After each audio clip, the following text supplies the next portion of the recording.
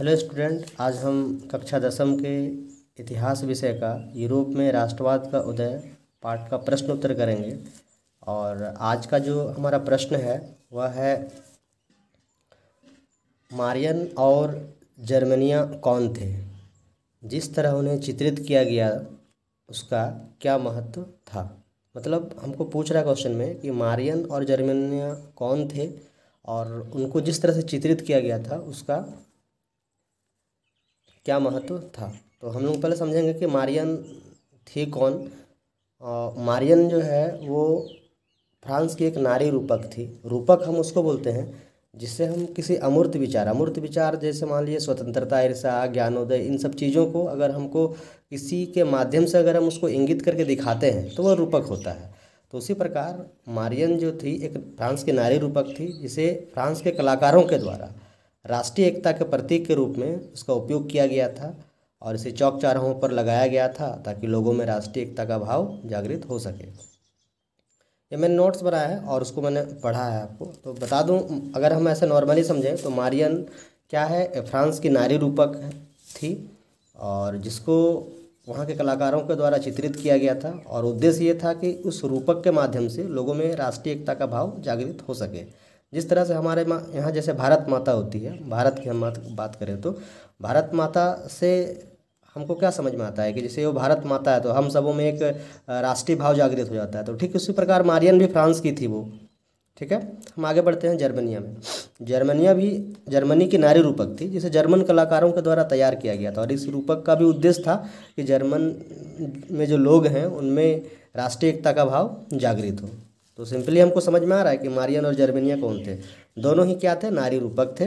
Marian France की और Germania Germany की। उद्देश्य इनका यही था कि इसके माध्यम से लोगों में राष्ट्रीय एकता का भाव जागृत हो सके।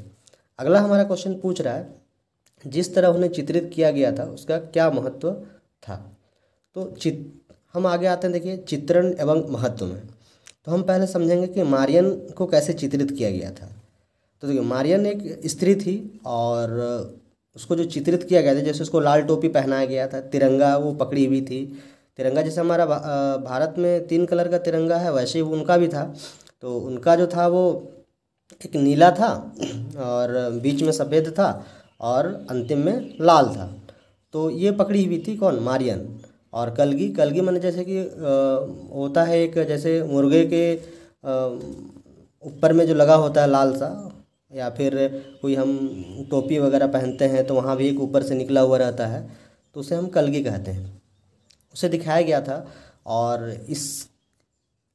ये इस तरह से जो चित्रित किया गया था इसका महत्व काफ़ी है क्योंकि लाल टोपी को माना जाता था वहाँ पे स्वतंत्रता का प्रतीक माना जाता था। और फिर जो तिरंगा था उसमें जो कलर थे उसका भी काफ़ी महत्व था। जैसे कि जो नीला कलर था वो प्रतीक था सच्चाई और इंसाफ का, वो वहाँ का प्रतीक था। और अगर अब सफ़ेद जो रंग था उनका बीच में था वो शांति और ईमानदारी का प्रतीक था। एवं लाल जो रंग था वो शक्ति व बहादुरी का प्रतीक था। अर्थात मारियन को जिस तरह से चित्रित किया गया था उससे उसका महत्व इसलिए बढ़ जा रहा था क्योंकि इससे लोगों में राष्ट्रीय एकता का भाव जागृत हो रहा था।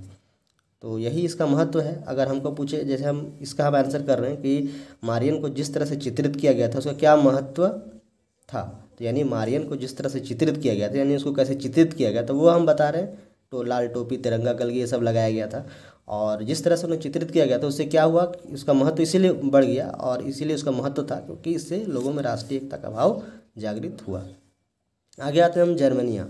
जर्मनिया को वलूत वृक्ष के पत्तों के मुकुट से सजाया गया था और वलूत को वहाँ पे वीरता का प्रतीक माना जाता है, जिससे लोगों में राष्ट्र की एकता में एक वीरता का भाव जागृत हुआ।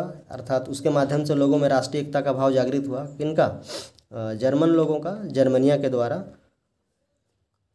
उनमें एक राष्ट्रीय एकता का भाव जागृत हुआ और राष्ट्रीय एकता का भाव जागृत हुआ तो फिर उनमें राष्ट्रीय एकता का भाव का विकास हुआ। तो कुल मिलाकर हम समझते हैं, फिर से एक बार सारांश से देखते हैं, मारियन और जर्मनिया कौन थे, जिस तरह उन्हें चित्रित किया गया था उसका क्या महत्व था। आपको लिखना इसी तरह से है, मैंने पूरा नोट्स बना के इसीलिए दिया है। अब हम इसको नॉर्मली हम अगर समझें ऐसे तो देखिए क्या है, मारियन और जर्मनिया, पहले मारियन क्या लिखेंगे, मारियन भी एक नारी रूपक थी फ्रांस की जिसके माध्यम से लोगों में राष्ट्रीय एकता का भाव जागृत किया जा रहा था फ्रांस में। जर्मनी की एक नारी रूपक थी, जिसके माध्यम से जर्मनी में लोगों पर राष्ट्रवाद का भाव जगे, उनमें राष्ट्रीय एकता का भाव जगे, इसके लिए उसका उपयोग किया जा रहा था। और जिस तरह से उन्हें चित्रित किया गया था, चित्रित कैसे कैसे किया गया था वो लिखा हुआ है।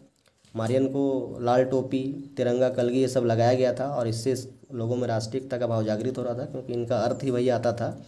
जर्मनिया को वलुत वृक्ष के पत्तों से के मुकुट से सजाया गया था, इससे लोगों में वीरता का, क्योंकि वलुत वृक्ष वीरता का प्रतीक है, जिससे लोगों में राष्ट्रीय एकता का भाव जागृत हो रहा था। चलिए हम आज जो है ये प्रश्न को इतना ही करते हैं और ये ख़त्म हुआ। ठीक इसी तरह से हम प्रत्येक दिन SST के जो भी विषय हैं कक्षा 10वीं के, उनका प्रत्येक दिन एक एक प्रश्न लेते हुए आएंगे। बस आज के लिए इतना ही, धन्यवाद।